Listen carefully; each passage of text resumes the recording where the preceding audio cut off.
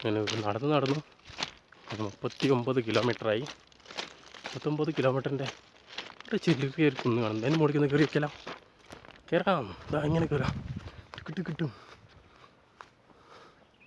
എന്നിട്ട് ഇതിൻ്റെ മുകളിൽ നിന്നുള്ളൊരു വ്യൂ ആണേ, ഒരു അടിപൊളി വ്യൂ ഉണ്ട് ഇതിന് മുകളിൽ കേട്ടോ, സൂപ്പറാണ്.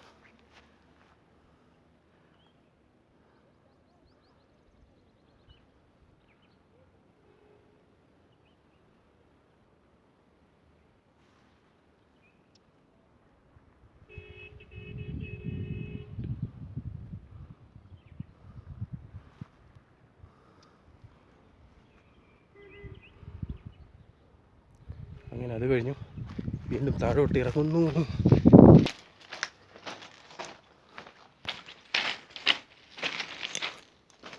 രണ്ടും മലകൾക്കിടയിലാണ് യാത്ര തുടരുകയാണ്.